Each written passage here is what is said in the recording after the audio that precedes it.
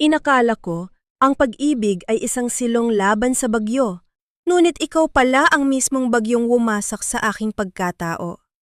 Sa loob ng 10 taon, naging anino ako ng iyong tagumpay, naging alipin ng iyong pamilya, at naging barya sa iyong bulsa.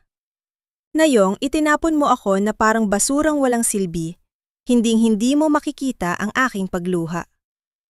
Panuurin mo kung paano sisikat ang araw sa silangan habang ang iyong mundo ay tuluyang nagdidilim. Kaya ako bang magpatawad o sapat na ang makita kang nagmamakaawa sa aking paanan? She's just a lucky charm, Samantha. Na yung nasa itaas na ako, I need a queen, not a maid. Isang palamuti na babagay sa aking tagumpay, hindi isang babaeng laging amoy kusina at mukhang pagod sa gawaing bahay. Ang boses ni Ramonel ay tila isang malamig na patalim na bumaon sa puso ni Alayra habang siya ay nakatayo sa labas ng pintuan ng opisina. Hawak-hawak niya ang isang tray ng mainit na salabat na kanyang inihanda para sa kanyang biyenan. Ngunit, sa sandaling iyon, ang init ng tasa ay hindi sapat upang pawiin ang panginginig ng kanyang mga kamay. Ang bawat salitang binitawan ng asawang kanyang minahal at pinagsilbihan sa loob ng 10 taon ay tila mga lason na unti-unting pumapatay sa kanyang pagkatao. Sa loob ng silid, narinig niya ang mahining tawa ni Samantha, ang babaeng alam ng lahat na siyang bagong katuwang ni Mon sa negosyo, isang tawa na tila nanunuya sa lahat ng sakripisyong ginawa ni Lay mula noong sila ay nagsisimula pa lamang sa hirap. Dahan-dahang ibinaba ni Lay ang tray sa maliit na mesa sa pasilyo dahil sa takot na baka mabitawan niya ito sa tindi ng kanyang panghihina. Ang kanyang lalamunan ay tila tinik na hindi makalunok at ang kanyang paningin ay nagsisimulang lumabo dahil sa mga luhang pilit niyang pinipigilan. Ito ang lalaking sinuportahan niya noong wala pa itong pangalan. Ang lalaking ipinagluto niya ng barya-baryang ulam habang siya ay nagtatrabaho ng higit sa 12 oras sa harap ng computer para lamang makatulong sa puhunan ng kanilang kumpanya. Ngunit na yon, ang lahat ng yon ay itinuturing na lamang na swerte. Isang swerteng hindi na kailangan sa rurok ng tagumpay. Bago pa man siya makahakbang palayo, bumukas ang pinto at lumabas ang kanyang biyenan na si Doña Melchora. Ang matapobreng tingin nito ay dumapos sa kanyang muka, walang bahid ng awa o pagmamahal. Inabot ng matanda ang isang makapal na folder sa kanyang mga kamay at itinulak ito sa kanyang dibdib. Sinabi ni Doña Melchora na kailangan niyang pirmahan ang mga dokumentong yon dahil para daw yon sa ikabubuti ng kumpanya at ayon sa matanda ay wala naman siyang alam sa pasikot-sikot ng malaking negosyo kaya mas mabuting isuko na niya ang kanyang mga share sa asawa. Ang bawat kataga ay binibigkas nito ng may diin. Tila ipinamumuha kay Lay na siya ay isang malaking pabigat sa pamilyang Fabular. Nang gabi ring iyon, sa gitna ng marangyang pagtitipon para sa ika-10 anibersaryo ng kumpanya, ang lahat ng ilaw ay nakatuon kay Mon at Samantha. Nakatayo si Lay sa isang madilim na sulok, suot ang isang lumang bestida na pilit niyang pinaganda. Ngunit tila siya ay isang anino na hindi napapansin ng sinuman. Nang tawagin ni Mon ang kanyang partner sa harap ng entablado, hindi ang pangalan ni Lay ang binanggit nito, kundi si Samantha. Ang bawat palakpakan ng mga panauhin ay tila mga sampal sa kanyang muka at ang ngiti ni Mon habang nakatingin sa ibang babae ay ang huling pako sa kabaong ng kanyang pag-asa. Wala siyang narinig, kundi ang bulungan ng mga tao na nagsasabing marahil ay isa lamang siyang malayong kamag-anak o katulong na napadpad sa pagdiriwang. Pagkatapos ng piging, sa loob ng kanilang malawak ngunit malamig na silid, hinarap siya ni Mon nang walang anumang emosyon sa mga mata. Sinabi nito sa kanya na wala na silang dapat pang pag-usapan dahil naibigay na niya ang lahat ng dokumento sa kanyang abogado. Ang bawat salita ni Mon ay tila isang hatol ng kamatayan sa kanilang pagsasama. Sinabi nitong bukas na bukas, din ay dapat na siyang umalis sa pamamahay na yon at huwag nang magtatangkang kumuha ng kahit anong pag-aari ng pamilya. Salang pagsisisi, walang yakap. Tanging ang tunog lamang ng pagsasara ng pinto ng banyo ang bumasag sa nakabibining katahimikan sa pagitan nilang dalawa. Naiwang mag-isa si Lay sa gitna ng silid, ang kanyang katawan ay tila nawalan ng buto habang dahan-dahang napaupo sa malamig na sahig. Ang kanyang mga daliri ay humaplos sa kanyang dibdib. Sinusubukang pigilan ang pagkadurog ng kanyang puso na tila isang basong nahulog sa semento. Hindi niya naisip na ang lahat ng kanyang pagpupuyat, ang lahat ng kanyang mga ideyang naging pundasyon ng fabular construction ay itatapon lamang na parang isang basahan. Sa dilim ng gabi, ang tanging natira sa kanya ay ang kanyang dangal na pilit niyang pinanghahawakan, habang ang kanyang isipan ay puno ng isang tanong na patuloy na umaalingaw-ngaw sa kanyang kaluluwa. Saan pa siya pupunta kung ang tanging tahanang kanyang binuo ay naging kuta na ng kanyang mga kaaway? Siguraduhin mong wala kang ninakaw na kahit anong alahas o mamahaling gamit, Alayra. Alam nating lahat na galing ka sa hirap at baka matakam ka sa mga bagay na kailanman ay hindi mo mabibili ng sarili mong pera. Ang tinig ni Doña Melchora ay umalingaw-ngaw sa loob ng silid, puno ng paghamak, habang pinapanood niya si Lay na nag-eempake ng kanyang mga gamit. Sa bawat kilos ni Lay, tila tinatatad ng pait ang kanyang kalooban. Hindi siya sumagot. Sa halip, ipinagpatuloy niya ang paglalagay ng iilang piraso ng kanyang lumang damit sa loob ng isang kupas na bag. Ang tanging mahahalagang bagay na kinuha niya ay ang kanyang lumang laptop na puno ng mga burador ng mga proyektong nagpayaman sa pamilya Fabular at isang maliit na lalagyan na may lamang lupa mula sa kanilang bahuran sa Surigao. Ang tanging alaala ng kanyang pinagmulan. Padabog na lumapit ang matanda at maras na inablot ang bag ni Lay, sabay baliktad nito sa ibabaw ng kama upang masuri ang laman. Ang mga damit ni Lay ay nagkalat sa kutson. Ngunit wala itong nakitang kahit anong ginto o hiyas. Ang tanging nakita ni Doña Melchora ay ang kahirapang pilit niyang isinusuka sa pagkataon ng kanyang menugang. Sa kabila ng pambabastos na ito, nanatiling tikom ang bibig ni Lay. Ang kanyang katahimikan ay hindi tanda ng kahinaan, kundi ng isang desisyong tapos na ang kanyang panahon bilang isang martir sa bahay na iyon. Ang bawat butas sa kanyang lumang maleta ay tila sumasalamin sa kanyang puso. Maraming sugat, ngunit handa ng itahi para sa bagong simula. Bago siya tuluyang lumabas, huminto si Lay sa tapat ng isang maliit na pinto sa dulo ng pasilyo. Ito ang silid na dapat sana ay para sa kanilang anak na hindi pinalad na mabuhay. Dahan-dahan niyang idinampi ang kanyang palad sa malamig na kahoy ng pinto, at sa isang saglit, naramdaman niya ang isang hapdi na tila hinihiwa ang kanyang bituka. Ipinikit niya ang kanyang mga mata at hinalikan ang hamba ng pinto bilang huling pamamaalam.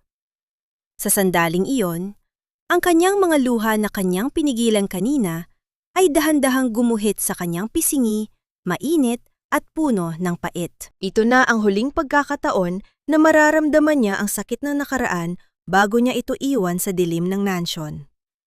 Naglakad siya patungo sa kwarto ni Mon at Samantha. Nakita niya ang kanyang asawa na himbing na natutulog, tila walang anumang bigat sa konsensya pagkatapos siyang itaboy. Lumapit si Lay sa tukador at dahan-dahang hinubad ang kanyang gintong singsing sa kasal, ang huling kadena na nag-uugnay sa kanya sa lalaking ito. Inilapag niya ito sa tabi ng mamahaling pabanggo ni Samantha, isang tahimik na deklarasyon na isinusukunan niya ang kanyang karapatan bilang asawa. Walang sulat, walang paliwanag. Ang malamig na kinang ng singsing sa ilalim ng liwanag ng buwan ang siyang magsasabi ng lahat ng hindi niya kayang bigkasin. Sa labas ng mansyon, ang langit ay tila nakikiramay sa kanyang pag-alis, habang ang ulan ay nagsisimulang pumatak ng malakas, lumilikha ng mga guhit ng tubig sa salamin ng gate. Naglakad si Lay sa gitna ng kadiliman, Bit-bit ang kanyang mabigat na bag at ang bigat ng kanyang kinabukasan. Habang siya ay nakatayo sa labas ng malaking tarangkahan, isang marangyang sasakyan ang biglang dumaan, nagpaliyab ng ilaw sa kanyang direksyon. Nakita niya si Mon sa loob, nakatingin sa labas, ngunit tila hindi siya nakikilala. Ang tubig na tumilamsik mula sa gulong ng sasakyan ay humampas sa kanyang binti, ngunit hindi niya ito ininda. Tumayo siya roon ng mag-isa, basa ng ulan, at walang kahit isang sentimo sa kanyang bulsa. Pinagbasdan niya ang unti-unting paglayo ng sasakyan ni Mon hanggang sa maglaho ang pulang ilaw nito sa dulo ng kalsada. Ang kanyang katawan ay nanginginig sa ginaw, ngunit sa loob ng kanyang dibdib, may isang bagong apoy na nagsisimulang magliyab. Sa gitna ng dilim at sa ilalim ng malupit na ulan, naitanong niya sa kanyang sarili, sapat na ba ang lakas ng isang babaeng nawalan ng lahat upang mahanap ang daan pabalik sa sarili niyang liwanag? Ang mahabang biyahe patungong Surigao ay tila isang walang katapusang parusa sa kanyang katawan at kaluluwa. Sa loob ng bus, ang bawat pag-alo ng kalsada ay nadudulot ng matinding sakit sa kanyang likuran, habang ang lamig ng aircon ay tumatagos hanggang sa kanyang mga buto. Nakadungaw si Alayra sa bintana, pinagmamasdan ang nagdidilim na paligid habang ang kanyang tiyan ay naglalabas ng tunog na dulot ng matinding gutom. Sa kanyang palad, mahigpit niyang hinahawakan ang natitirang barya na sapat na lamang para sa pamasahe ng tricycle patungo sa kanilang lumang baryo. Nakita niya ang isang batang kumakain ng mainit na tinapay sa kabilang upuan, at ang bango niyon ay nagdulot ng isang matinding hapdi sa kanyang lalamunan. Ngunit pinili niyang ipikit ang kanyang mga mata at lunukin na lamang ang kanyang sariling laway. Nang makarating siya sa terminal ng Surigao, ang amoy ng dagat at ang halimuyak ng basang lupa ay tila isang yakap na sumalubong sa kanya.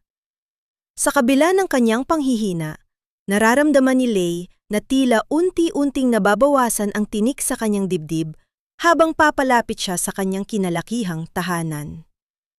Ang kanilang lumang bahay ay nakatayo pa rin sa gitna ng mga puno ng niyog, bagaamat ang mga dingding nito ay luma na at ang bubong ay may mga bahagi ng kinakalawang. Ang bawat hakbang niya sa hagdan ng kahoy ay naglalabas ng tunog ng pagtanda ng bahay, isang pagtangis na tila sumasabay sa kanyang sariling pagod.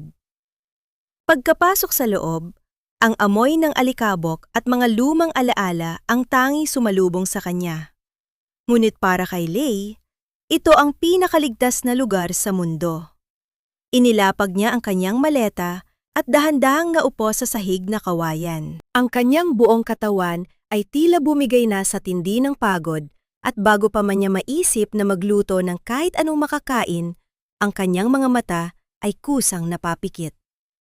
Sa kanyang panaginip, naririnig pa rin niya ang mga panlalait ni Mon, ang boses nito na tila isang bagyong nanalasa sa kanyang katahimikan. Ngunit ang kanyang pagtulog ay naputol nang maramdaman niya ang isang banayad na hangin mula sa bukas na bintana at ang anino ng isang tao na nakatayo sa kanyang pintuan. Lay?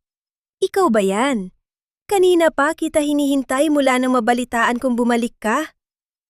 Ang boses na yon ay pamilyar, malalim at puno ng pag-aalala. Nang idilat ni Lay ang kanyang mga mata, nakita niya si Dr. Esteban Alvarico. Ang kanyang kaibigan mula sa kabataan ay hindi nagbago.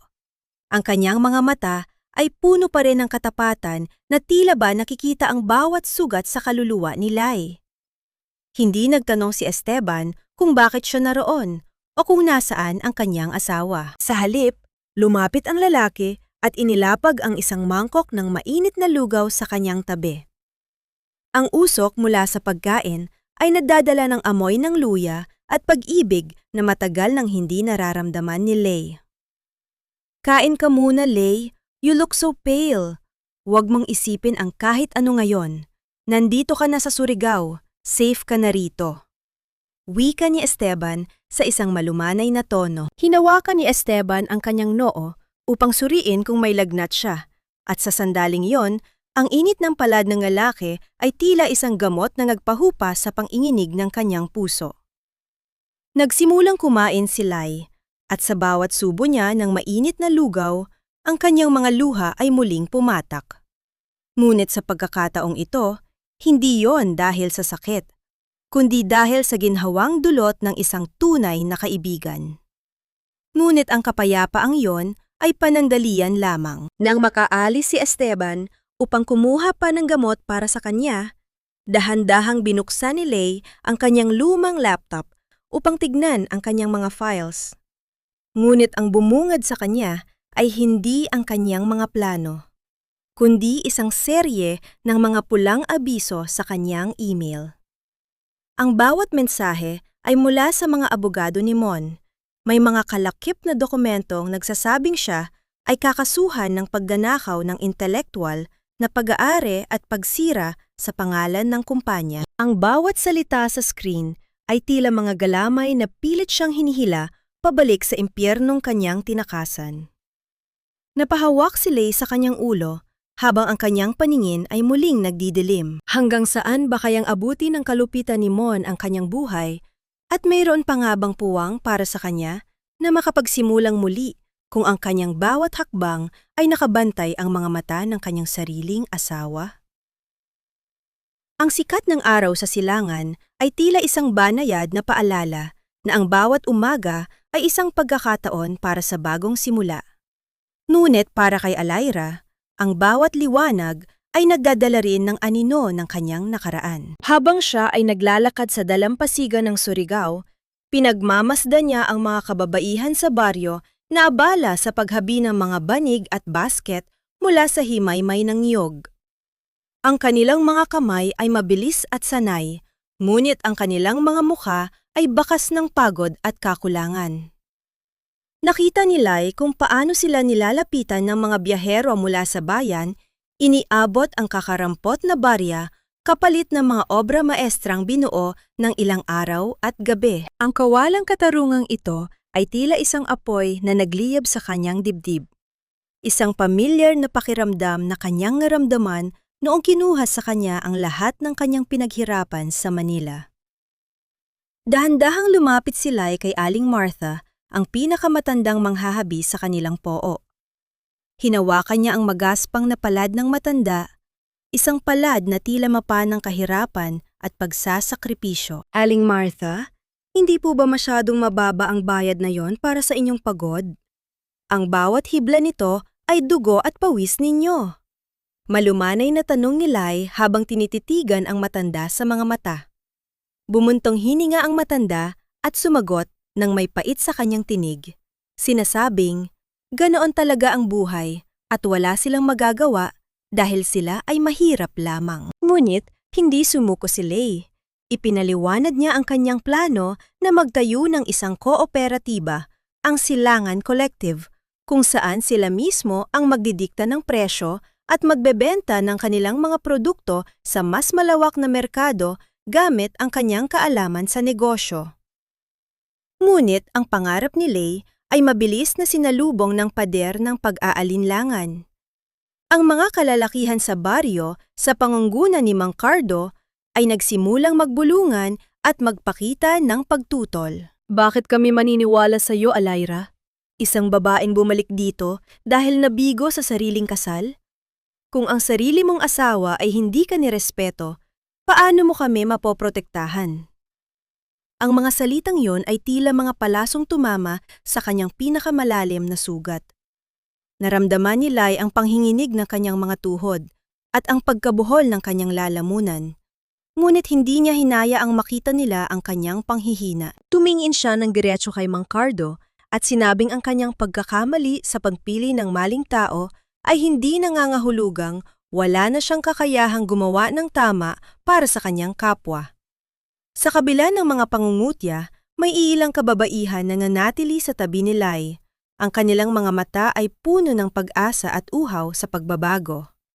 Sa ilalim ng isang malaking puno ng mangga, nagtipon-tipon sila upang simulan ang unang hakbang ng kanilang kooperatiba. Hinawakan ni Lei ang kamay ni Aling Martha at ng iba pang mga ina, at sa sandaling iyon, Naramdaman niya ang isang kakaibang init, isang kilig ng pagkakaisa na hindi matatagpuan sa piling ng yaman, kundi sa piling ng mga taong may iisang pangarap.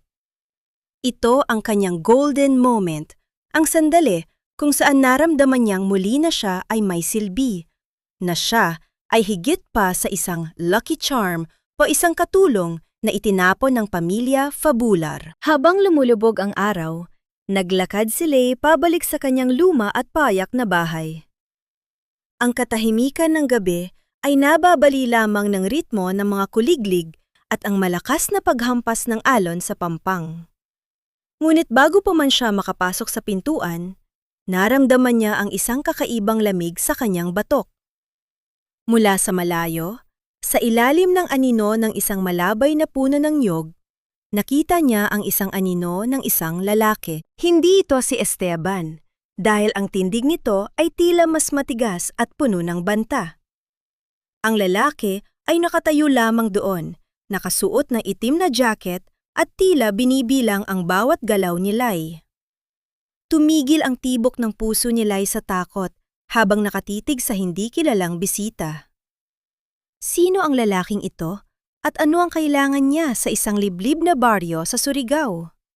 Ang kanyang isipan ay mabilis na naglakbay pabalik sa mga banta ni Mon at ang kanyang mga abogado. Ang kapayapa ang kanyang pilit na binubuo ay tila isang kastilyong buhangin na muling nanganganib na gumuho sa isang iglap. Pumasok si Lei sa loob ng bahay at mabilis na ikinandado ang pintuan. Ang kanyang likod ay nakasandal sa kahoy habang ang kanyang paghinga ay mabilis at mabigat. Sa gitna ng dilim, naitanong niya sa kanyang sarili. Mayroon na bang lugar sa mundong ito na hindi siya maaabot ng galamay ng nakaraan? O sadyang itinakda na siya ay manatiling biktima hanggang sa kanyang huling hininga? Bakit tila nagkakagulo na ang lahat, Ramonel? Noong narito pa si Alaira, kahit kailan ay hindi mo ako binigyan ng ganitong uri ng sakit ng ulo tungkol sa kumpanya. Ngayong wala na siya, bakit parang pati ang mga pundasyon ng kumpanyang ito ay nagsisimulang gumuho? Ang boses ni Doña Melchora ay tila isang matalas na karayom na tumutusok sa pride ni Mon habang sila ay nasa loob ng kanyang opisina sa Manila. Nakatayo ang matanda sa harap ng malaking bintana, ang kanyang mga braso ay nakahalukip-kip at ang kanyang mukha ay puno ng pagkairita.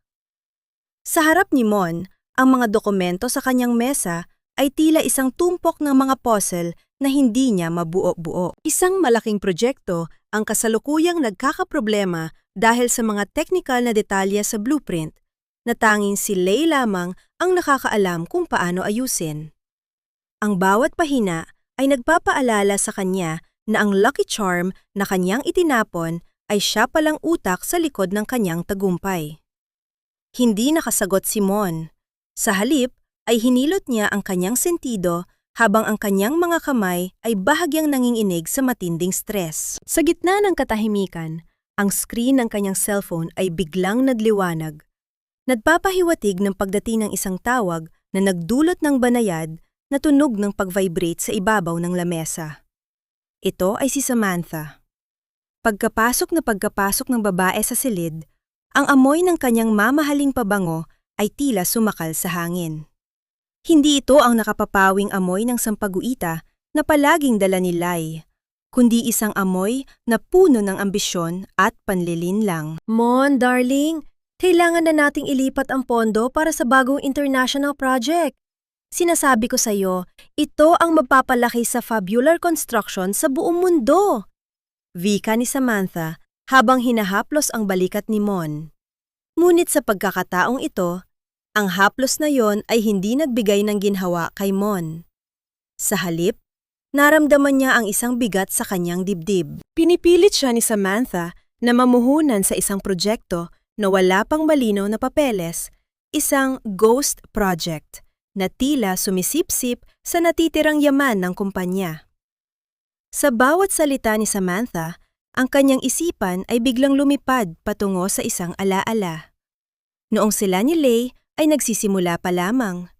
Narinig niya sa kanyang gunita ang malumanay na boses ni Lei na nagpapaalala sa kanya na mag-ingat sa mga kontratang pinipirmahan. Lay, ang bulong na lumabas sa kanyang mga labi nang hindi niya namamalayan. Agad na tumigil si Samantha sa pagsasalita at ang kanyang mga mata ay nanliit sa galit. Ano? Tinatawag mo pa rin ang pangalan ng babaeng yon? Mon, I am your partner now. I am the one who belongs in this office, not that maid. Ang sigaw ni Samantha ay nadulot na isang matinding kirot sa ulo ni Mon, na tila ba ang bawat letra ay isang pukpok ng martilyo sa kanyang bunggo. Pagkaalis ni Samantha at ng kanyang ina, naiwang mag-isa si Mon sa silid na puno ng karangyaan ngunit walang buhay. Ang katahimikan ay tila isang malaking kumot na bumabalot sa kanya, nagpaparamdam ng isang uri ng pang-umulila na hindi niya inaasahan. Tumayo siya at lumapit sa cabinet kung saan nakatago ang mga lumang files at doon niya nakita ang isang maliit na notepad ni Lay. Una ito ng mga sulat kamay na tala tungkol sa kanyang mga paboritong pagkain, ang oras ng kanyang mga gamot, at ang mga paalala kung paano palalaguin ang kanilang negosyo. Ang bawat salita ay tila isang patunay na minahal siya ni Lay nang higit pa sa kanyang sarili, habang siya naman ay itinapon ang pagmamahal na iyon para sa isang pekeng kinang. Samantala, sa labas ng gusali, sumakay si Samantha sa kanyang sasakyan at agad na kinuha ang kanyang kumpidensyal na telepono. Ang kanyang muka ay biglang nagbago. Wala na ang mapang-akit na ngiti. Pinalitan ito ng isang malamig at kalkuladong anyo. "The bird is in the trap!" Wika niya sa kabilang linya habang ang kanyang mga daliri ay naglalaro sa kanyang mamahaling kuwintas. Nakuha ko na ang tiwala niya. Unti-unti na nating nauubos ang pondo ng mga fabular. Sa loob ng ilang buwan, wala nang matitira sa kanila kundi ang pangalan nilang basura. Ang kanyang mahinhing tawa ay tila isang babala ng isang darating na delubyo, isang betrayal na mas matindi pa sa ginawa ni Mon kay Lay. Naiwang nakatitig si Mon sa kawalan habang ang kanyang kamay ay mahigpit na nakahawak sa notepad ni Lay. Isang patak ng pawis ang gumuhit sa kanyang mukha habang naramdaman niya ang isang matinding kaba sa kanyang sikmura. Paano kung ang lahat ng kanyang pinagkatiwalaan ay isa lamang palang ilusyon? Sa kanyang puso, may isang tanong na nagsisimulang bumagabag sa kanya. Posible nga bang ang kanyang pag-akyat sa rurok ng tagumpay ay ang siya ring simula ng kanyang tuluyang pagbagsak sa putikan? Ang amoy ng sunog na himaymay at usok ay tila isang lason na humalo sa sariwang hangin ng madaling araw sa Surigao. Habang tumatakbo si Alayra patungo sa dalampasigan, ang kanyang mga paa ay hindi na alintana ang mga matatalas na bato at basang buhangin. Ang kalangitan na dapat sana ay kulay asul ay pinalitan ng isang nakahihintakot na kulay kahel at itim. Ang kanyang munting suong, ang lugar kung saan muling sumibol ang kanyang mga pangarap, ay nilalamon na ngayon ng naggangalit na apoy. Ang bawat dila ng apoy ay tila isang malupit na kamay na pumupunit sa bawat basket at banig na buong pagmamahal na hinabi ng mga kababaihan sa loob ng maraming linggo. Nang marating niya ang harap ng nasusunog na gusali, napaluhod na lamang si Lay sa buhanginan. Ang kanyang mga mata ay nanunuyo sa tindi ng init, ngunit ang kanyang puso ay tila nalulunod sa isang malamig na dagat ng kawalan ng pag-asa. Wala siyang magawa kundi panoorin ang kanyang unang batch ng mga produkto, ang pag-asa ng mga ina sa baryo, na maging abo sa loob lamang ng ilang sandali. Ang bawat tunog ng nagbabagang kahoy na bumabagsak sa lupa ay tila isang kumpas ng kamatayan para sa kanyang bagong simula. Ang mga sigaw ng tulong ng kanyang mga kapitbahay ay tila malalayong tinig na hindi na niya maunawaan dahil sa tindi ng kanyang pagkabigla. Sa gitna ng kanyang paghagulgol, naramdaman ni Lay ang isang matatag na kamay na pumatong sa kanyang balikat. Nang lumingon siya, nakita niya si Esteban. Ang muka ng doktor ay puno ng uling at pawis, isang patunay na sinubukan nitong apulahin ng apoy bago pa man siya dumating. hindi nagsalita si Esteban. Sa halip, dahan-dahan niyang inalalayan si Lay na tumayo at niyakap ito ng mahigpit. Ang yakap na yon ay hindi puno ng pagnanasa, kundi ng isang uri ng proteksyon na matagal nang ipinagkait kay Lay. Sa dibdib ni Esteban, naramdaman ni Lay ang tibok ng puso ng isang taong handang tumayo sa tabi niya kahit sa gitna ng pinakamalaking unos. Lay, makinig ka sa akin. Ang mga gamit ay napapalitan. Ang gusali ay muling naitatayo. Ngunit ang iyong tapang ay hindi dapat mamatay rito. Ang malumanay na boses ni Esteban ay tila isang haplos sa kanyang sugatang kaluluwa. Sinabi ni Esteban na gagamitin niya ang lahat ng kanyang naipon bilang doktor sa probinsya upang muling buuin ang suong. Ang kilig na naramdaman ni Lay sa sandaling yon ay hindi nagmula sa yaman, kundi sa katotohanang may isang tao pa palang naniniwala sa kanya nang walang hinihinhing kapalit. Nang tuluyang mamatay ang apoy at sumikat ang araw, ang mga kababaihan ng Silangan Collective ay isa-isang dumating. Sa halip na magsisihan o umiyak, ang bawat isa ay kumuha ng walis at timba. Sa gitna ng abo at itim na usok, nagsimulang humui si Aling Martha ng isang lumang kanta sa Surigao, isang himig ng pag-asa at katatagan. Sinundan ito ng iba pang mga ina hanggang sa ang buong dalampasigan ay mapuno ng isang malungkot ngunit makapangyarihang awitin. Ang golden moment na ito ay nagbigay kay Lay ng lakas na kailanman ay hindi niya naramdaman sa marangyang buhay sa Manila. Kasama ang mga babaeng ito, naramdaman niyang hindi siya kailanman magiging mag-isa. Habang tumutulong si Lay sa paglilinis ng mga natirang abo, napansin niya ang isang kumikinang na bagay sa ilalim ng isang sunog na haligi. Dahan-dahan niya itong pinulot at nilinis ang dumi nito gamit ang kanyang laylayan. Ang kanyang hininga ay biglang tumigil. Ito ay isang gintong huy mangset, isang mamahaling palamuti sa manggas ng barong o sut. Ang disenyo nito ay pamilyar, isang espesyal na ukit na siya mismo ang nagdisenyo at ipinagawa para kay Mon bilang regalo sa kumpanya noong nakaraang taon. Ang kanyang mga kamay ay nagsimulang manginig sa matinding galit at pait. Paano nakarating ang bagay na ito rito sa gitna ng kanyang nasunog na pangarap? Ang kanyang isipan ay mabilis na bumuo na isang larawan.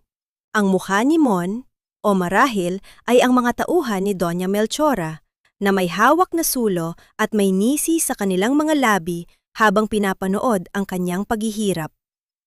Ang pag-ibig na kanyang pilit na ibinabaon ay tuluyan ng pinalitan ng isang malamig na determinasyon. Kung akala ni Mon na ang apoy na ito ang tatapos sa kanya, nagkakamali siya. Ang tanong na lamang na naiwan sa kanyang isipan habang nakatitig sa gintong hiyas. Hanggang saan ang kayang gawin ng pamilya Fabular upang siguraduhin hindi na siya muling makakabangon? At handa na ba siyang harapin ang demonyong kanyang dating pinagsilbihan? 3 taon ang mabilis na lumipas, tila isang agos ng tubig na dahan-dahang humuhugas sa mga pilat ng nakaraan. Ang dalampasigan ng Surigao na dati ay saksi sa pait ng usok at abo, ay isa na ngayong buhay na patunay ng tagumpay. Nakatayo ang isang matatag na gusaling gawa sa pinaghalong kawayan at semento, ang sentro ng Silangan Collective. Sa loob nito, ang tunog ng mga kamay na mabilis na naghahabi at ang masayang kwentuhan ng mga kababaihan ay pumalit sa katahimikan ng kawalang pag-asa. Si Alaira ay hindi na ang babaeng laging nakayuko at amoy kusina. Siya ay nakatayo ng tuwid, suot ang isang simpleng linen na damit na nagpapakita ng kanyang likas na ganda at awtoridad bilang isang pinuno. Isang hapon, habang ang araw ay dahan-dahang nagpapakulay ng ginto sa karagatan, isang grupo mula sa pambansang telebisyon ang dumating upang kapanayamin si Lay. Ang kanyang muka sa screen ay kakikitaan ng isang uri ng ningning na hindi nabibili ng anumang mamahaling alahas. Ang ningning ng isang taong nahanap ang kanyang tunay na halaga. Ang tagumpay ng Silangan Collective ay hindi tungkol sa akin. Wika ni Lay sa harap ng kamera habang ang kanyang boses ay malinaw at puno ng kumpiyansa. Ito ay tungkol sa bawat ina na tumayo mula sa kanilang pagkakadapa at sa bawat babaeng naniwala na mayroon silang boses sa gitna ng mundong pilit silang pinatatahimik. Ang kanyang mga salita ay tila mga binhi ng pag-asa na lumipad patungo sa bawat sulok ng bansa, umaabot sa mga pusong naghahanap din ng liwanag. Pagkatapos ng panayam, lumabas si Lay patungo sa plaza ng baryo. Ito ang kanyang golden moment. Bitbit ang mga kahon ng mga gamit sa eskwelahan at mga bagong sapatos, isa-isa niyang ipinamahagi ang mga ito sa mga bata sa lugar. Ang bawat ngiti ng mga bata at ang pasasalamat ng mga magulang ay nagdulot ng isang matinding init sa kanyang dibdib, isang uri ng kaligayahan na kailanman ay hindi niya naramdaman noong siya ay nakatira pa sa mansion ng mga Fabular. Sa sandaling iyon, naramdaman ni Lay na ang kanyang bawat sakripisyo ay nagkaroon ng malalim na kahulugan. Hindi lamang niya iniligtas ang kanyang sarili, kundi nagawa rin niyang maging tulay para sa kinabukasan ng iba. Habang naglalakad siya pabalik sa dalampasigan, sumabay sa kanya si Esteban. Ang doktor ay nakasuot ng kanyang puting gown, tila kagagaling lang sa kanyang klinika. Tumigil sila sa tapat ng malalaking alon, pinapanood ang pagsasayaw ng tubig sa ilalim ng liwanag ng buwan.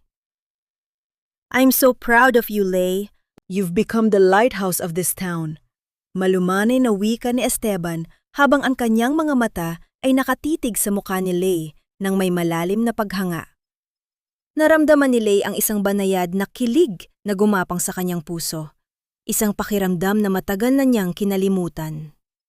Dahan-dahang lumapit si Esteban at hinalikan siya sa noo, isang halik na puno ng paggalang at pangako ng katapatan.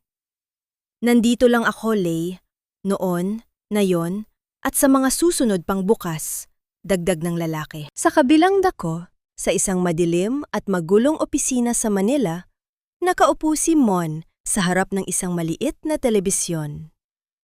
Ang kanyang paligid ay puno ng mga basyong bote ng alak at mga nagkalat na bayarin na hindi na niya kayang bayaran.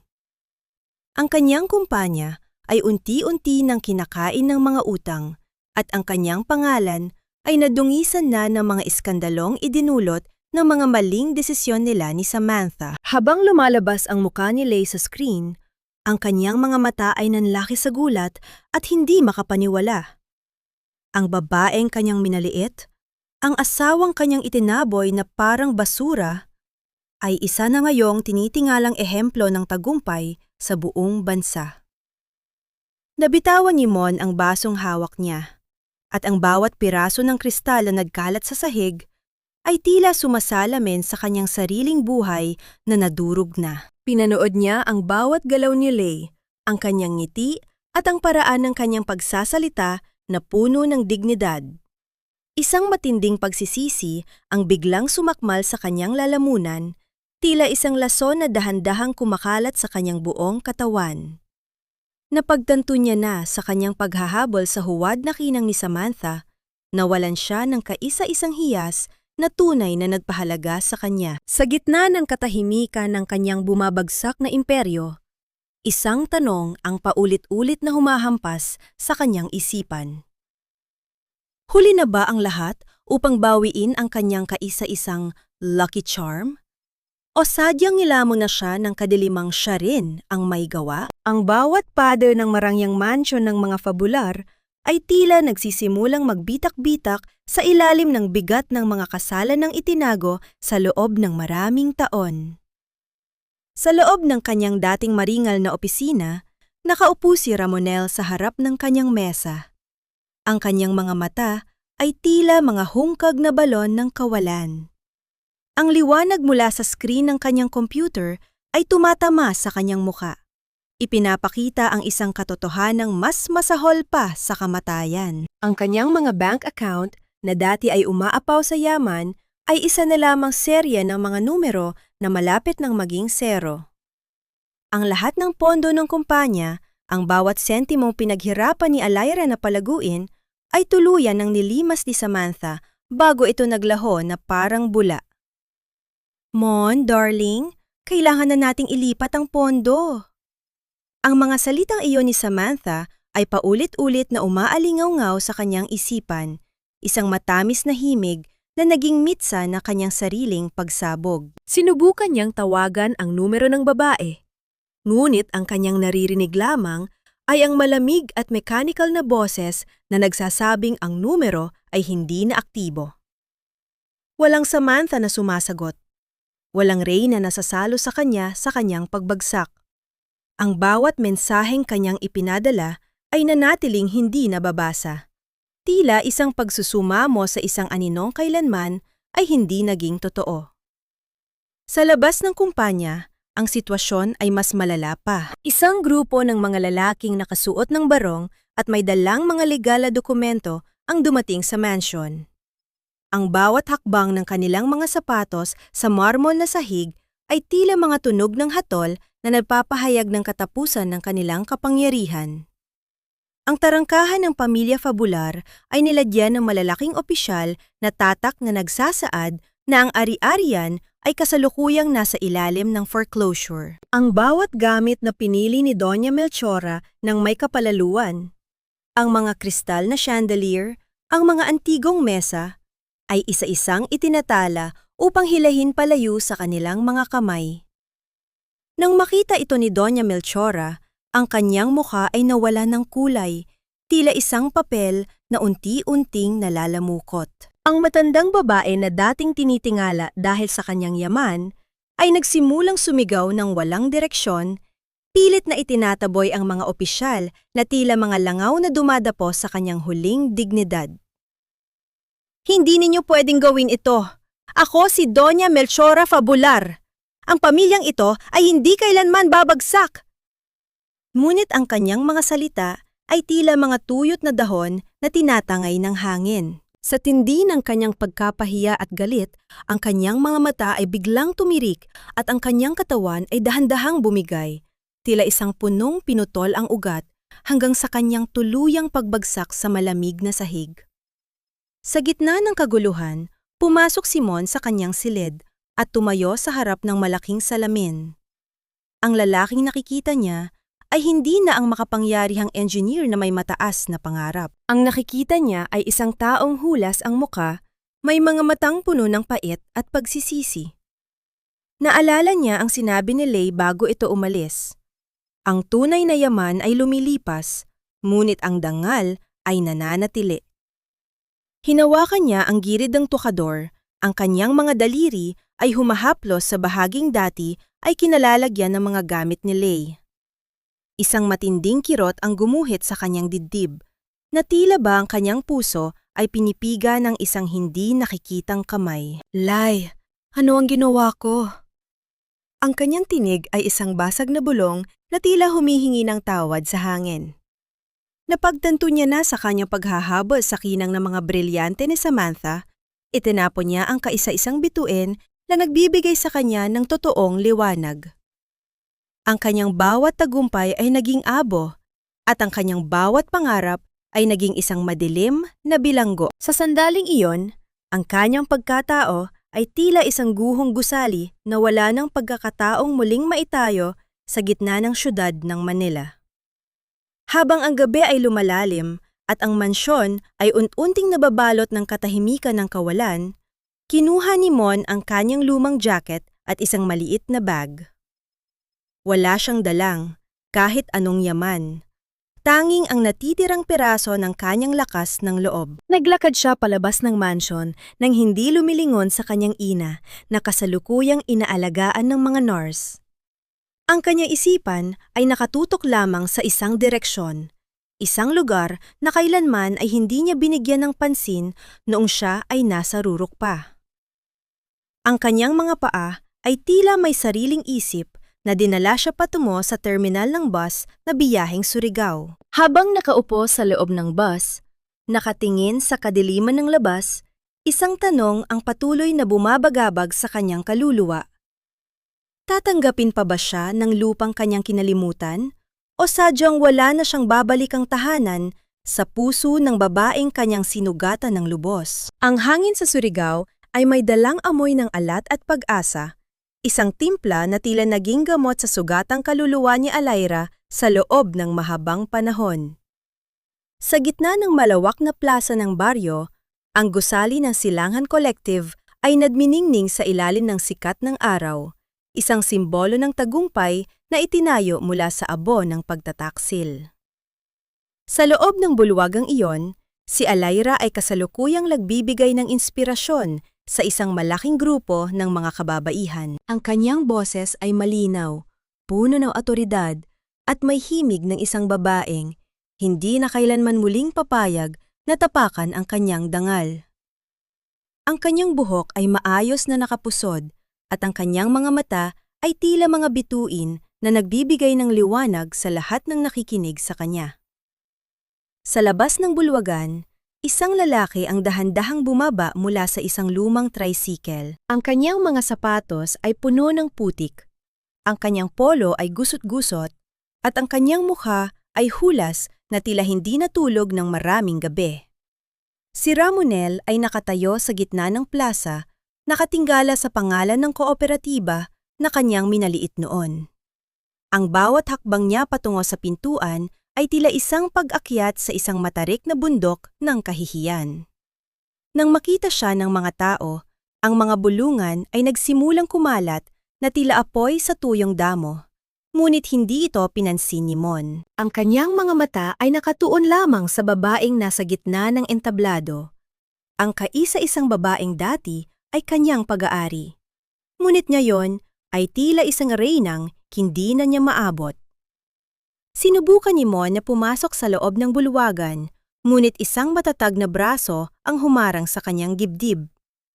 Nang mag-angat siya ng tingin, nakita niya si Dr. Esteban Alvarico. Ang doktor ay nakatayo ng tuwid, ang kanyang mga mata ay puno ng proteksyon at malamig na galit para sa lalaking nasa kanyang harap. Hindi ka pwedeng pumasok dito, Ramonel. Wala kang puwang sa gitna ng mga taong pinagsikapan naming iligtas mula sa mga katulad mo. Ang malumanay, ngunit mapanganib na boses ni Esteban ay nagdulot ng isang matinding kaba sa sikmura ni Mon. Naramdaman ni Mon ang kanyang panghinginig, hindi dahil sa lamig, kundi dahil sa katotohanang may ibang lalaki na ngayong tumatayo bilang kuta ni Alaira. Lay! Alaira! Please! Kailangan kitang makausap! Ang sigaw ni Mon ay bumasag sa daloy ng talakayan sa loob. Ang katahimikan ay biglang lumaganap, tila isang kumot na bumalot sa buong silid. Dahan-dahang humarap si Alaira sa direksyon ng pintuan. Ang kanyang muka ay hindi nagpakita ng kahit anong gulat, galit o sakit. Ang kanyang ekspresyon ay tila isang kalmadong lawa na walang kahit anong alon. Naglakad siya pababa ng entablado. Ang kanyang bawat hakbang ay may dalang dignidad na tila nagpapaliit sa pagkataon ni Mon sa bawat segundo. Nang makalapit siya sa pinto, huminto siya sa tapat ni Mon. Ang distansya sa pagitan nila ay iilang pulgada na lamang, ngunit tila may isang malalim na bangin na naghihiwalay sa kanilang dalawa. Pinagmasdan ni Alaira ang tiyuping anyo ng kanyang asawa, ang lalaking dati niyang sinasamba, ang lalaking kanyang ipinaglaban, at ang lalaking pumatay sa kanyang puso. Ang golden moment na ito ay hindi tungkol sa pagsigaw o pagganti. Ito ay tungkol sa kapangyarihan ng kawalang pakialam. Tumingin si Alaira ng diretso sa mga mata ni Mon, isang tingin na tila ba tumitingin siya sa isang estrangero na nagtanong lamang ng direksyon. I'm sorry, mister. Baka nagkakamali kayo ng pinuntahan. Sino ka ba? Wala akong kilalang Ramonel Fabular sa buhay ko. Ang bawat salita ni Alaira ay tila isang malamig na hangin na nagpabato sa buong katawan ni Mon. Ang Taglish na pananalita ni Lai ay puno ng pagiging formal. Tila isang pader na hindi na kailanman mabubutas ng anumang pagsusumamo. Naramdaman ni Mon ang isang matinding hapdi sa kanyang lalamunan. Tila ba siya ay nalulunod sa kanyang sariling mga luha? Ang babaeng dati ay handang mamatay para sa kanya ay hindi na siya makilala.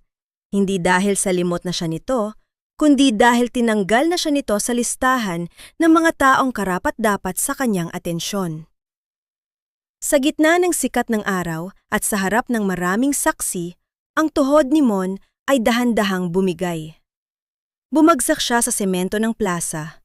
Ang kanyang mga palad ay nakasayad sa lupang dati ay kanyang kinutsa. Ang kanyang paghagulgol ay walang tunog na lumabas, tila isang selyadong bote ng pait na sumabog sa loob ng kanyang dibdib.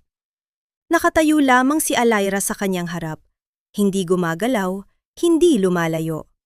Pinanood niya ang lalaking dating hari ng kanyang mundo na ngayon ay tila isang pulubing humihingi ng limos ng patawad. Sa gitna ng kanyang pagluhod, naitanong ni Mon sa kanyang sarili. Sapat na ba ang kanyang pagkawasak upang mabayaran ang 10 taon ng paghihirap ni Alayra? O sadyang huli na ang lahat at ang kanyang pagsisisi ay mananatili na lamang na isang multo sa dalampasigan ng Surigao? Ang liwanag ng mga kristal na chandelier sa Grand Ballroom ng Manila Hotel ay tila mga libu-libong bituin na nagmamasid sa marangyang pagtitipon ng mga pinakamahuhusay na negosyante sa bansa. Ang halimuyak ng mga sariwang lili at mamahaling pabango ay bumabalot sa hangin. Isang kapaligirang dati ay naging bilangguan ni Alayra, ngunit na yon ay nagsisilbing kanyang palasyo. Nakasuot siya ng isang maringan na terno na gawa sa hinabing pinya mula sa kanyang kooperatiba. Isang disenyo na nagpapakita ng kanyang yaman hindi lamang sa pera, kundi sa kultura at dignidad. Ang kanyang bawat hakbang sa ibabaw ng pulang carpet ay may dalang bigat ng tagumpay. Isang imahe ng babaeng muling nabuo mula sa mga piraso ng kanyang sariling pagkadurog. Sa isang madilim na sulok malapit sa kusina, nakatayo ang isang lalaki na nakasuot ng uniforme ng isang waiter. Ang kanyang puting polo ay bahagyang may mansa at ang kanyang mga kamay na dati ay humahawak lamang ng mga mamahaling fountain pen ay nanginginig ngayon habang may hawak na tray ng mga pampagana. Si Ramonel ay tila isang anino na pilit nagtatago sa gitna ng karangyaan. Ang kanyang mga mata ay hindi maalis sa babaeng nasa gitna ng bulwagan. Ang kaisa-isang babaeng dati ay pinagsilbihan siya, ngunit na yon ay kailangan niyang paglingkuran. Nang tawagin ang pangalan ni Alayra bilang Businesswoman of the Year, naramdaman ni Mon ang isang matinding hapdi sa kanyang lalamunan. Tila ba siya ay lumunok ng mga bubog ng kanyang sariling pagkakamali?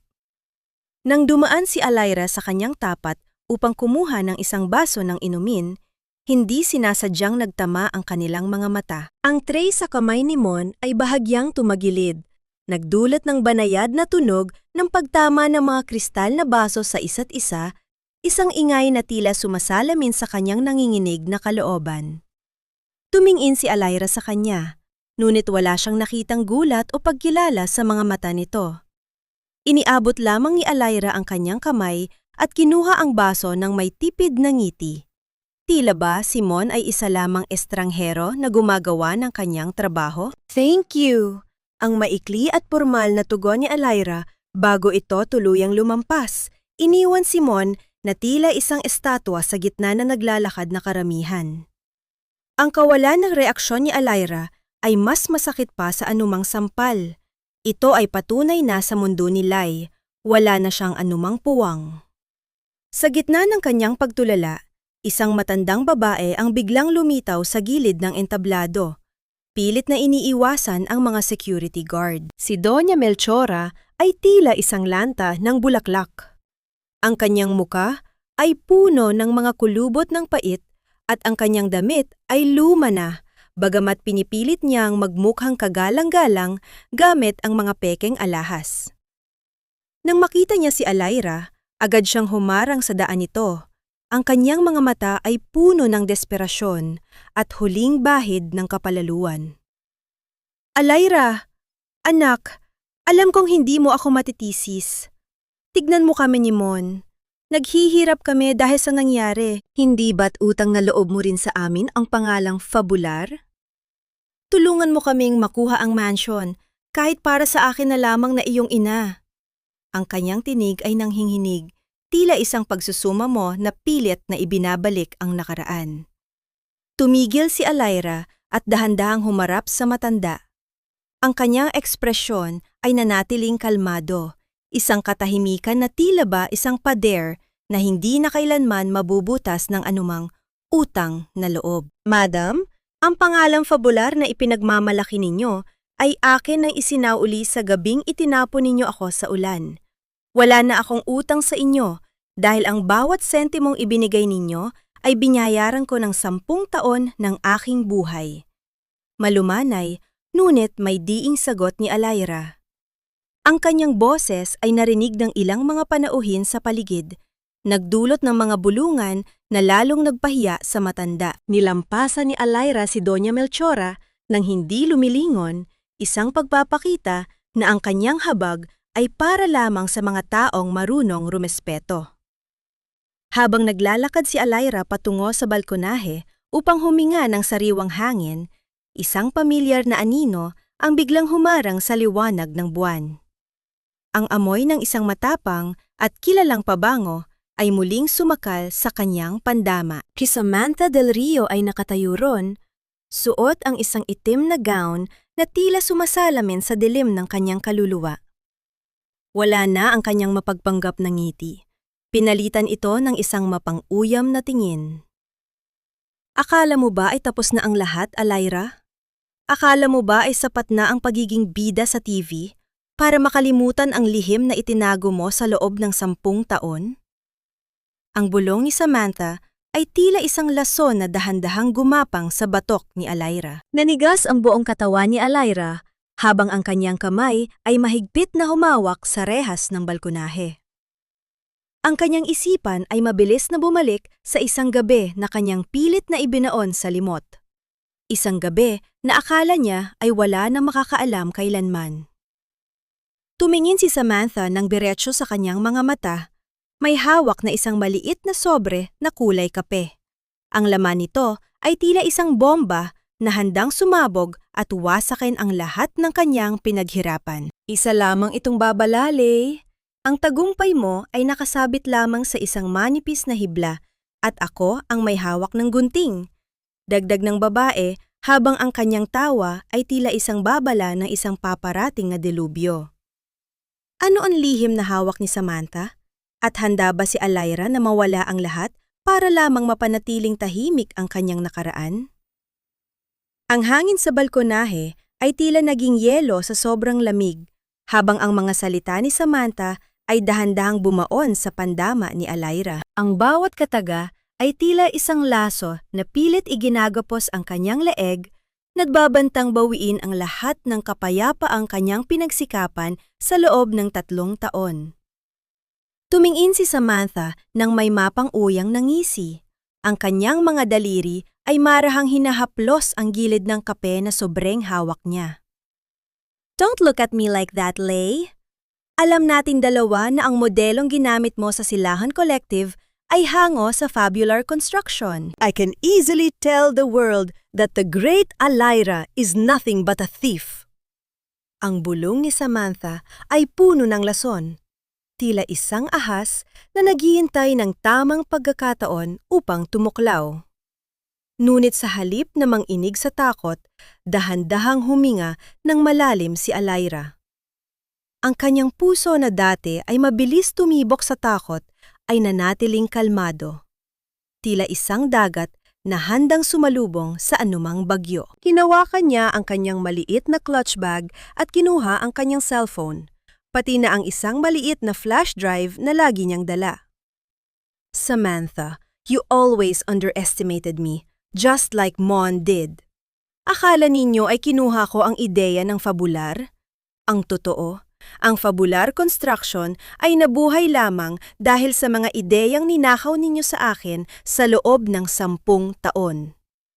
Ang boses ni Lai ay malumanay, ngunit may talas na isang espada. Ipinakita ni Alayra ang screen ng kanyang gadget, kung saan nakatala ang mga orihinal na digital timestamps ng kanyang mga disenyo mula pa noong dekada na ang nakalilipas. Ang mga files na nasa laptop na kinuha ko sa gabi ng aking pag-alis ay ang mga orihinal na burador na may lagda ng aking pangalan bago pa man ito naging pag-aari ng asawa ko. You didn't just steal a business model, Samantha. You tried to steal my soul. At ang sobrang hawak mo? Iyan ay mga peking dokumentong kayo rin ni Mon ang gumawa upang tapatan ang aking tagumpay. Dagdag ni Lai habang ang kanyang mga mata ay tila naglalabas ng apoy ng katarungan. Sa gitna ng kanilang paghaharap, dalawang lalaking nakasuot ng formal na suit at may dalang mga tsapa ng pulisya ang dahan-dahang lumapit sa balkonahe. Ang tunog ng kanilang mga sapatos sa sahig ay tila mga hakbang ng tadhana na dumarating upang maningil. Hindi na nagulat si Alaira. Siya mismo ang tumawag sa kanila bago pa man magsimula ang pagtitipon. Miss Samantha Del Rio, you are under arrest for financial fraud and large-scale estafa laban sa kumpanyang Fabular at sa iba pang mga investor. Ang formal na pahayag ng opisyal ay nagdulot ng isang matinding katahimikan sa paligid. Ang mukha ni Samantha ay nawalan ng kulay. Tila isang pader na unti-unting nabibitak hanggang sa tuluyang gumuho. Naramdaman ni Samantha ang malamig na metal ng posas na pumulupot sa kanyang mga kamay. Isang tunog ng pagtatapos na hindi niya kailanman inasahan. Habang hinihila siya palayo, pilit pa rin siyang sumisigaw ng mga pagbabanta. Ngunit ang kanyang mga salita ay tila mga tuyong dahon na tinatangay ng hangin, walang saysay at walang nakikinig.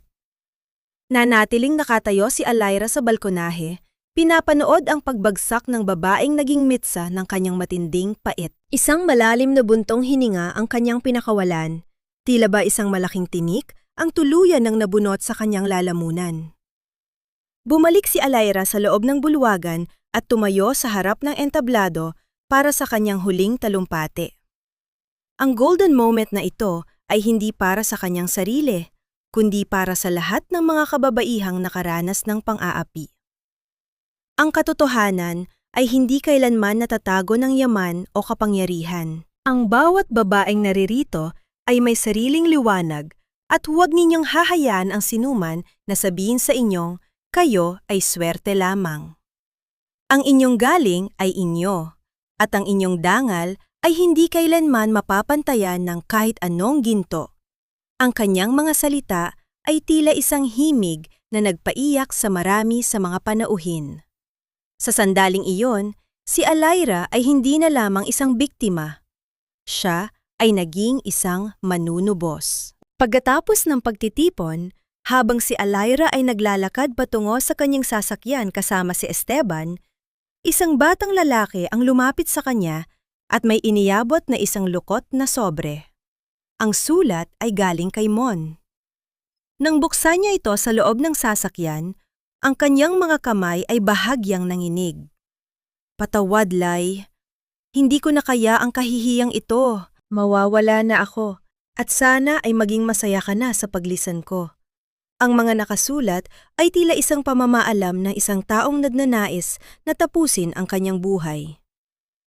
Naramdaman ni Alaira ang isang matinding paninikip sa kanyang dibdib. Bagamat alam niyang maaaring isa lamang itong pagmamanipula ni Mon upang makuha ang kanyang atensyon, ang takot na baka totoo ito ay muling naging isang lason sa kanyang isipan. Tumingin si Alaira sa madilim na kalsada ng Manila at isang tanong ang muling bumabagabag sa kanya. Hanggang kailan ba siya magiging bilanggo ng mga pagkakamali ng lalaking kanyang minahal? At kaya ba niyang ipagpatuloy ang kanyang kaligayahan kung ang dugo ni Mon ay madidikit sa kanyang mga kamay? Ang amoy ng estero at ang masangsang na singaw ng basura ay tila isang malupit na paalala sa naging kinahinatnan ng kapalaluan ni Ramonel. Sinundan ni Alaira ang address na nakasulat sa lukot na papel, tinatahak ang makikitid na eskinita ng isang squatters area sa dulo ng Manila. Ang kanyang marangyang terno ay tila isang dayuhan sa gitna ng mga bahay na yari sa pinagtagpi-tagping yero at kahoy. Sa bawat hakbang niya, naramdaman ni Lai ang bigat sa kanyang dibdib, hindi dahil sa pagmamahal, kundi dahil sa habag sa isang taong laging bahagi ng kanyang buhay sa loob ng isang dekada. Nang marating niya ang isang maliit na kwarto, ang pinto ay bahagyang nakabukas, naglalabas ng amoy ng luma at hindi nalinis na silid. Nakita niya si Mon na nakahandusay sa isang manipis na kutson sa sahig. Ang lalaking dati ay kailanman hindi lumalabas ng walang plansado suit ay nakasuot na lamang ng isang butas-butas na sando, ang kanyang katawan ay payat at ang kanyang mga mata ay malalim at walang buhay. Sa tabi niya ay may isang bote ng lason na nakabukas, ngunit tila hindi niya itinuloy ang kanyang balak dahil sa sobrang panghihina. Nang makita niya si Lai, ang kanyang mga mata ay nanghilid ng luha, isang pagsusumamong tila humihingi ng huling pagkakataon sa gitna ng kanyang sariling impyerno. Lai, dumating ka. Patawarin mo ako. Wala na akong mukhang maihaharap sa iyo. Ang kanyang boses ay tila isang tuyot na dahon na naghahanap ng tubig. Dahan-dahang lumapit si Alayra, ngunit hindi siya lumuhod sa tabi nito. Nanatili siyang nakatayo. Ang kanyang anino ay bumabalot sa tubing anyo ni Mon. Nandito ako hindi para ibalik ang nakaraan, Mon. Nandito ako dahil ayaw ko magdala ng budi na isang taong kinitil ang sariling buhay dahil sa kanyang mga pagkakamali. Ang boses ni Lai ay malumanay, ngunit may diing tila isang bakal. Sinabi ni Lei na bibigyan niya si Mon ng isang pagkakataon. Hindi bilang asawa, kundi bilang isang manggagawa sa kanyang suong sa Surigao. Isang pagkakataon na muling matutunan ang halaga ng pagtatrabaho ng may katapatan at pagpapakumbaba. Magsisimula ka sa ibaba, Mon. Doon mo malalaman kung paano ang pakiramdam ng isang taong kinalimutan mo sa rurok ng iyong tagumpay. Dagdag ni Lei. Bago siya lumisan, nakita rin niya si Doña Melchora na nakaupo sa isang silya sa labas, nakatitig sa kawalan habang ang kanyang mga kamay ay nanginginig sa sakit ng rayuma. Wala na ang kanyang mga mamahaling iyas, wala na ang kanyang matapobreng tinig. Ang matanda ay tila isang bata na kailangang alagaan, isang karma na kailangan nilang pagbayaran sa ilalim ng init ng araw. Tumango lamang si Lei sa matanda bilang pangkilala, isang pagpapatawad na hindi nangangailangan ng yakap, kundi ng pagbitaw sa lahat ng pait na kanyang naramdaman. Pagbalik ni Alayra sa Surigao, ang hangin sa dalampasigan ay tila isang awit ng kalayaan. Naghihintay sa kanya si Esteban sa tapat ng kanilang paboritong puno sa Pampang. Ang sikat ng araw ay dahan-dahang lumulubog, nagbibigay ng kulay kahel sa buong kapaligiran. Lumapit si Esteban at kinuha ang kamay ni Lei. Ang kanyang mga mata ay puno ng isang pangako na kailanman ay hindi nabali. Tapos na ang bagyo, Lei. Handa ka na bang harapin ng kalmado at payapang dagat kasama ako? Ang tanong ni Esteban ay tila isang himig na nagpadama kay Lei ng tunay na kilig, isang pakiramdam na puno ng seguridad at pag-asa. Dahan-dahang kinuha ni Lei ang kanyang lumang gintong singsing sa kasal na kanyang itinago bilang paalala. Tumingin siya kay Esteban at ngumiti ng may buong katapatan, habang ang mga alon ay dahan-dahang humahampas sa kanilang mga paa. Binitawan ni Lei ang singsing patungo sa malalim na tubig. Ang tunog ng pagtama ng ginto sa ibabaw ng dagat ay tila isang huling hininga ng kanyang nakaraan bago ito tuluyang lumubog sa dilim. Tinanggap niya ang yakap ni Esteban at sa sandaling yon, isang maliit na batang may sakit na kanyang kinupkop ang tumakbo patungo sa kanila. Tinatawag siyang, "Inay!" Niyakap ni Lei ang bata at si Esteban ng sabay. Ang kanyang puso ay puno ng isang uri ng kaligayahan na hindi kailanman mapapantayan ng yaman sa Manila. Napagtanto niya na ang pinakamalaking tagumpay ng isang babae ay hindi ang makitang nagdurusa ang mga nanakit sa kanya, kundi ang mahanap ang sariling kapayapaan sa gitna ng mga taong tunay na nagmamahal sa kanya. Sa ilalim ng naglalahong liwanag ng araw, naitanong ni Alayra sa kanyang sarili ng may ngiti. Sapat na ba ang pagmamahal na kanyang nahanap upang punan ang bawat sugat ng kanyang kaluluwa? At handa na ba siyang isulat ang susunod na kabanata ng kanyang buhay na wala ng bahid ng anino ni Ramonel Fabular? Lumipas ang 5 taon na tila isang banayad na agos ng tubig na dahan-dahang humuhubog sa isang bagong dalampasigan. Ang Surigao ay hindi na lamang isang payak na lalawigan para kay Alaira. Ito ay naging sentro ng isang imperyo ng pag-asa na tinawag na Silanghan Collective. Ang dating maliit na suang ay isa na ngayong malawak na pasilidad kung saan daan-daang kababaihan ang nagtatrabaho ng may ngiti at dignidad. Sa bawat sulok, maririnig ang mahinhing kwentuhan at ang ritmo ng mga kamay na mabilis na naghahabi, mga tunog na nagpapahiwatig ng kasipagan at pagkakaisa. Ang amoy ng sariwang himaymay at ang bango ng bagong luto na kape ay palaging bumabalot sa hangin, nagbibigay ng pakiramdam ng isang tunay na tahanan. Sa isang bahagi ng bodega, makikita ang isang lalaking may katamtamang pangangatawan na abala sa pagbubuhat ng mga mabibigat na sako ng hilaw na materyales. Ang kanyang balat ay sunog sa sikat ng araw at ang kanyang mga kamay ay puno ng kalyo. Malayo sa kinis ng isang engineer na dating nakatira sa Manila. Si Ramonel ay natutong mabuhay ng payak at tahimik. Wala na ang kanyang kapalaluan, wala na ang kanyang mga mamahaling suit. Sa kanyang bawat patak ng pawis, tila kanyang binabayaran ang bawat luhang idinulot niya kay Lay noon.